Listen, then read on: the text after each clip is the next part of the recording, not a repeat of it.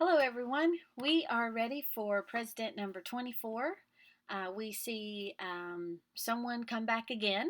So I've got take two here. Take two, President Cleveland. Um, so he's 22 and he's 24. Um, he is a Democrat still. Now we are in the years 1893 to 1897, and his vice president is Adlai E. Stevenson. Now, I was thinking about this today. Is Cleveland a one-term president or a two-term? Because usually when we have a president serving and he serves 8 years, that we call that a two-term president. Well, here he's actually a one-term president twice. I think it's important to distinguish that because I think it means different things. If you're not in the office in a continuous 8 years, it's different than being in four and then another four. So, a little interesting. I want to start this by saying he was very popular. He was popular his first go round, he was popular as he came into the office, and he was pretty popular as he came into the office during this term. But he left probably one of the most unpopular presidents. And as we go through the events today, you'll see a little bit why he might have left unpopular. Okay, I'm not going to do personal again because we already know his personal, but I will say that um, remember his first daughter was um, born during Harrison's presidency. So Harrison was president while their first daughter Ruth was born, and she's the one who they named the Babe Ruth candy bar after. And then while they're in the office this time, Esther is born. And Esther is the only child of a president born in the White House. Okay, so she is, and she's born during this number 24 term. Okay,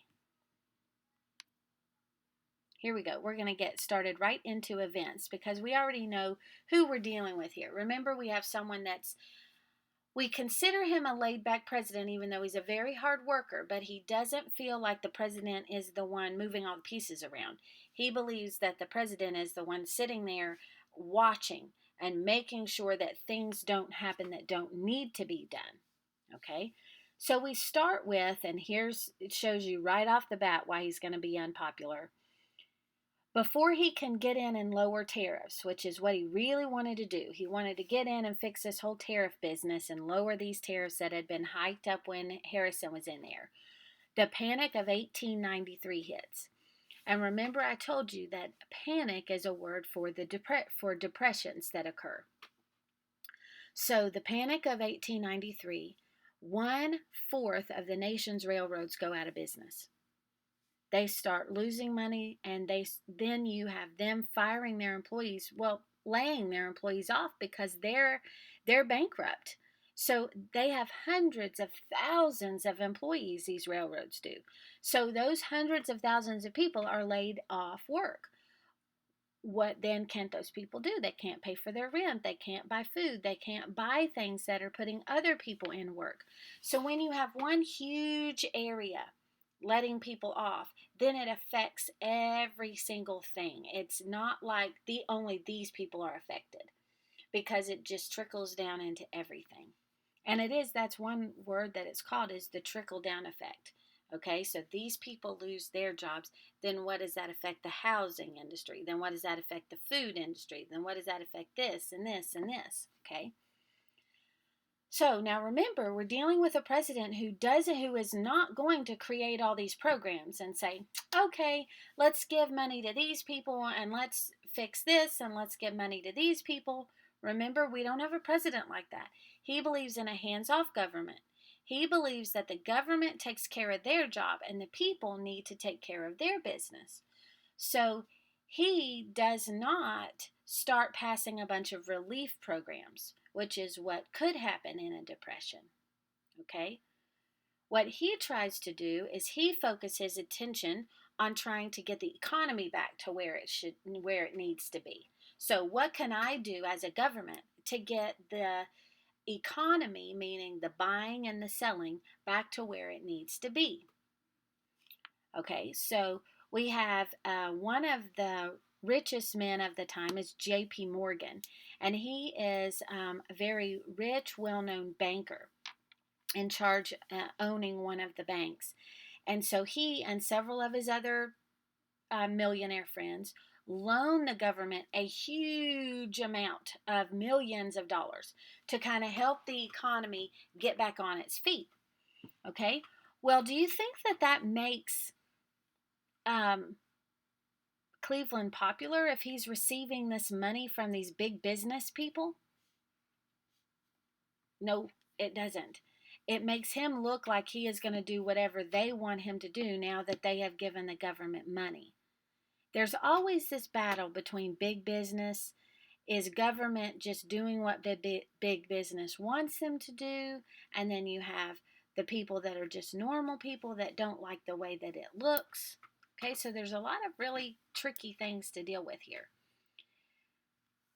Then you have the big businesses cutting workers' pay. So the big businesses aren't making as much money either. So what they're doing, and a lot of it does happen in the other railroads that are not going out of business, they start cutting their workers' pay. Here's the problem though.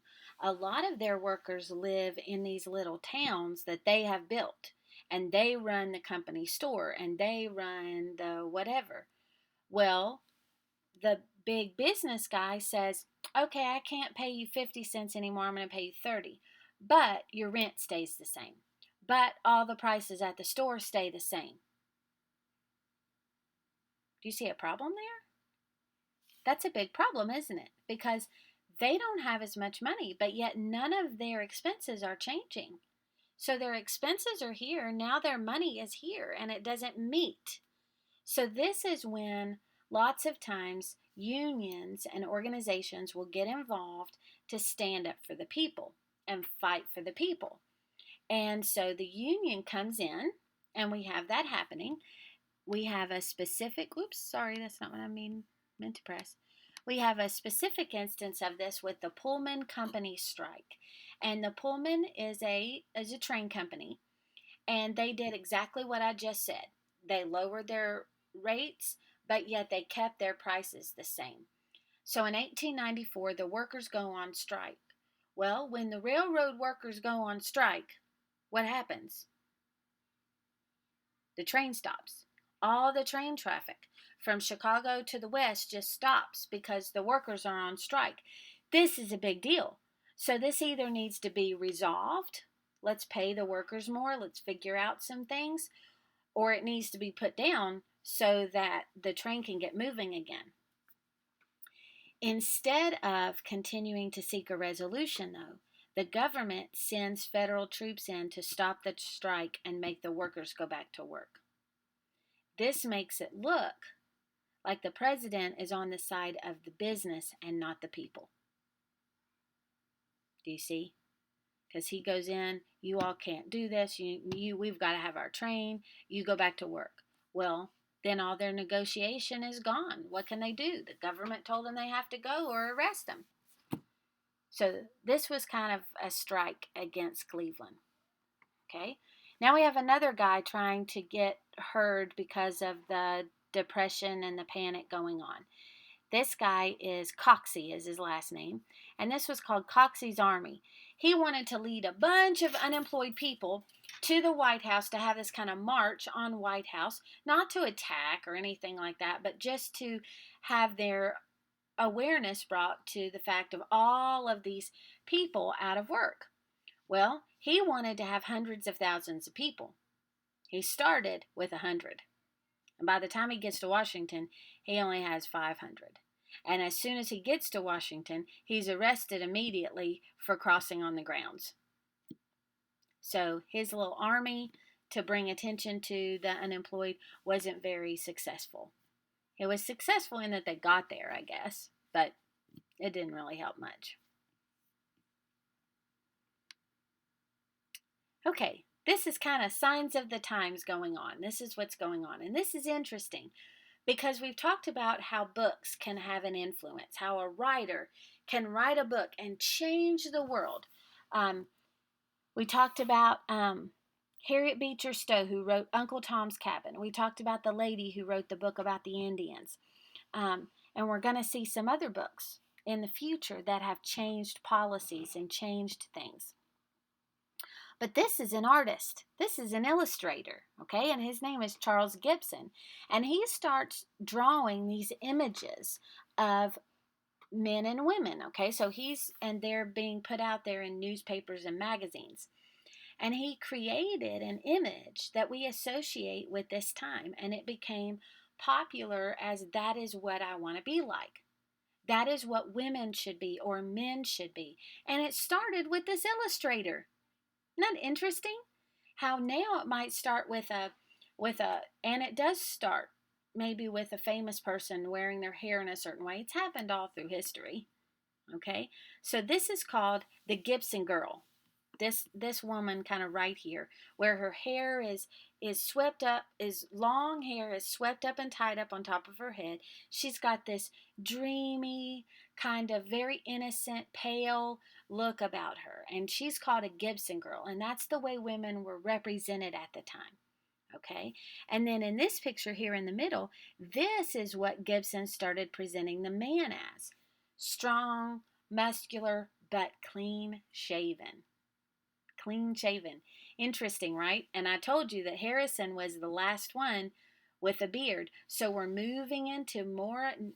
If you go before this time in the 1870s, 1860s, a lot of the men had beards. Now, as we're moving into 1890s and getting into the new century here, we're going to the clean shaven look. And then we have the first breakfast cereal, and it is by Kellogg. And Kellogg was actually very interested in health. And he even created some different places where people could come and get away and eat kind of very healthy. And he invented this cornflake food that was supposed to be a healthy substitute for animal foods. And it was the first cereal, cold breakfast cereal, and he called it Granos. So here's your box here. This is the first one, Granos Flakes. And then the company Post got on that pretty quickly, and they created Grape Nuts, which is still a cereal now. Post is a cereal company. Kellogg's is completely different cereal company, and they started in the 1890s. Did you know that? Cool, huh? Okay, Plessy versus Ferguson is a very, very important court case that went all the way to the Supreme Court. And the outcome of it was that Jim Crow laws in the South were allowed to be separate but equal. So what happened was this guy Plessy, who was an African American man, went on a train car, and he was told that he couldn't be in that one because he was black, that he needed to be in the other one. He wasn't allowed there. Well, he refused to move. Does this sound familiar? We have Elizabeth doing this in New York before, when Arthur represented her case in the like, not really the bus, but the streetcar. And we're going to see this later with Rosa Parks. But this man, whose last name was Plessy, he did not move. So his case goes all the way to the Supreme Court. Supreme Court, though, rules against him and rules in favor of the South, saying that they are allowed to have separate but equal, that this is constitutional, it is okay. So what's the problem, though, with separate but equal? If I have a train and I say the black people can't be in this part of the train, but they can be in this part of the train, do you think that both of those parts of the train are going to be exactly the same? No. Most of the time, if you had separate but equal, it was not equal. That was just a way we were saying it, but really it's just separate. Separate and unequal is what it is. When it gets to schools, how can you have a separate African American school that's going to be equal to a school for white people if the black people weren't educated as well? Is it going to be equal? No. Do they have the funds that the other people have to make it nice? No. How's it going to be equal? So we have this and we're saying it's allowed to be separate but equal. But what we're really allowing it is to be separate and unequal. Okay? Now, we also have at this time, have you ever heard of Newsies? It's the little boys that stood out on the corner and yelled for people to buy the papers. Have you ever seen pictures of that? Get your paper, blah, blah, blah, and they're yelling the headlines. That was in this time, the 1880s, 1890s. And you have these two big newspapers in New York, the New York Journal and the New York World. Well, they wanted to have the most subscribers. They needed to sell their papers and they wanted to sell more of their paper. So what do you do to make someone buy your paper? Well, you need to have something interesting to read, don't you? So they started, the word is called sensationalizing. Sensationalizing, making it a sensation. Let's make everything a big deal. Let's put the most gruesome murder story on the front page. And then that's what the newsies would yell. Hear all about man, blah, blah, blah, blah, blah, blah, blah. Okay. And then everyone's like, ooh, I want to buy that one. Okay. So they just made stories bigger and bigger and bigger and bigger. Now, what's the problem with that? What could you do if you're making the problem bigger and bigger and bigger and bigger? Could you be what we call stretching the truth? Could you be here's another one, making a mountain out of a molehill? It's a little deal and you're making it a big deal. Okay? But now that's a paper that everybody's reading and everybody thinks that you're telling the truth, but you've actually taken one little part of the story and made it this big. And now that's what everyone in America hears. That's what they think is true, is what you have taken here and made here. So the newspapers, guess what, could create problems that were never there before because they wanted to make some money. And we're going to see in the next president exactly how that happens. But I'm not going to give it away yet. I'm going to make you wait for it. But we can see how they can take something small and make it big and cause a problem. I want you to think about a situation that could start out really small, but if someone makes a big deal about it, could become big. And see if you can come up with some ideas for me in the comments. What could be a situation that could start small? Any situation, you're just kind of making it up right now. It doesn't have to be historical or factual. What could start small, but then as you make a big deal about it, and you might even have seen this happen in your home, in your relationships with your friends. Maybe it's something that we've seen in history already. Ooh, that would be good. Look back in history already. What could have been a small deal, but it was made a big deal? Do some thinking for me on that and leave a comment for me below. I want to see what you come up with for this. Okay, I'll be reading them.